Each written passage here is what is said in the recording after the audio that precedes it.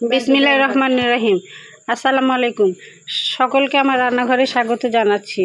আজকে আমার রান্নাঘরে নিয়ে এসেছি কাঁকরোল ভাজা। এখানে আমি কাঁকরোল সুন্দর করে ভেজে নিয়েছি।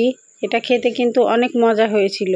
আপনারা এভাবে কাঁকরোল ভেজে খেতে পারেন, খেতে অনেক ভালো লাগে। আমি অনেক কয়টা ভিডিও দেখেছি এরকম, তাই আমিও আজকে বানিয়ে নিয়েছি কাঁকরোল ভাজা। কাঁকরোল ভাজা বানানোর জন্য এখানে আমি কাঁকরোল নিয়ে নিয়েছি।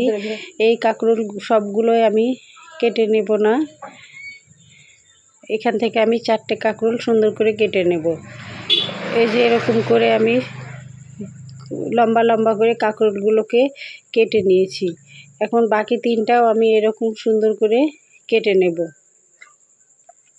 কাঁকরোলগুলো কেটে আমি পানির মধ্যে ভিজিয়ে দিলাম।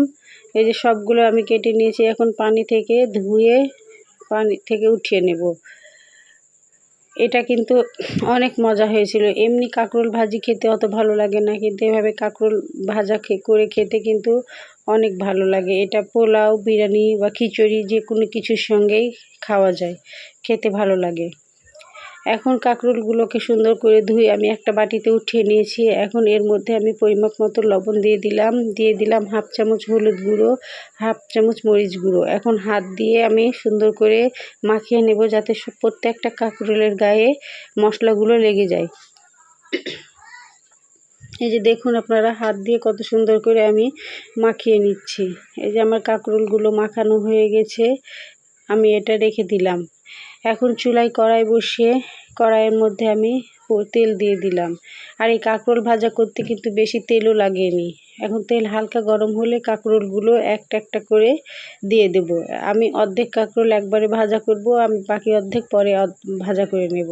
এই যে সুন্দর করে একটা একটা করে সাজিয়ে দিয়ে তেলের মধ্যে সবগুলো একটু নাড়া দিয়ে ঢাকা দিয়ে দিলাম।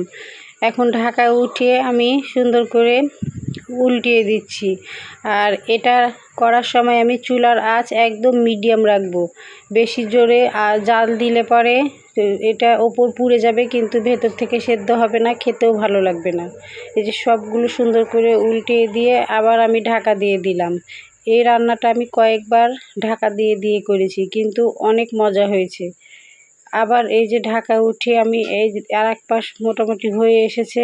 এখন আমি ছেঁচকি দিয়ে সুন্দর করে আর এক পাশ উল্টে দিচ্ছি। ভিডিওর এই পর্যায়ে এসে যে সকল বন্ধুরা একটা লাইক দিতে ভুলে গেছেন, তাদের কাছে অনুরোধ রইল একটা লাইক দিয়ে ভিডিও দেখা শুরু করবেন। আর যারা এই কাজটি করেছেন তাদেরকে অসংখ্য ধন্যবাদ।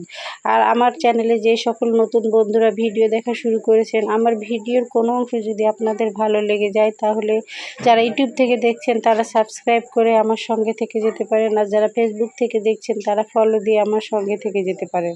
আর যারা এই কাজটি করেছেন তাদেরকে অসংখ্য ধন্যবাদ। আর যদি ভিডিও ভালো লেগে থাকে তাহলে সে আপনাদের আত্মীয় স্বজন, বন্ধু বান্ধবের কাছে শেয়ার করে দিতে পারেন। এই যে দেখুন কাঁকরোলগুলো আমার সুন্দর ভাজা হয়ে গেছে। এখন আমি আর এক পাশ উল্টে দিলাম, দিয়ে বাকিগুলো উঠিয়ে নিয়েছি। এই 4টা আমার কম ভাজা হয়েছিল, সেই জন্য আবার এগুলো সুন্দর করে আমি ভাজা করে নিলাম। এবার বাকি যেগুলো ছিল সেগুলো আমি দিয়ে দিলাম, দিয়ে এখন ভাজা করে নেব।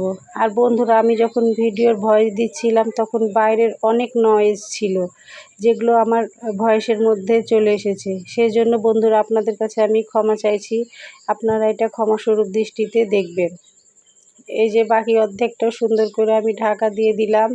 এই যে আমি এটা অফ ক্যামেরায় সুন্দরভাবে ভেজে নিয়েছি, এখন উঠিয়ে নেব। এখন ওই কড়াইয়ের মধ্যে সুন্দর করে তেলগুলো আমি পরিষ্কার করে নিয়েছি। এখন এর মধ্যে সামান্য রসুন কুচি আর পেঁয়াজ কুচি দিয়ে দিলাম, দিয়ে আমি হালকা ভাজা ভাজা করে নিচ্ছি। দিয়ে এর মধ্যে কাঁচামরিচও দিয়েছি, দিয়ে এখন এই যে দেখুন পুরো ভাজা ভাজা করিনি, হালকা ভাজা ভাজা করে ওর উপর ছড়িয়ে দিলাম। ধন্যবাদ বন্ধুরা।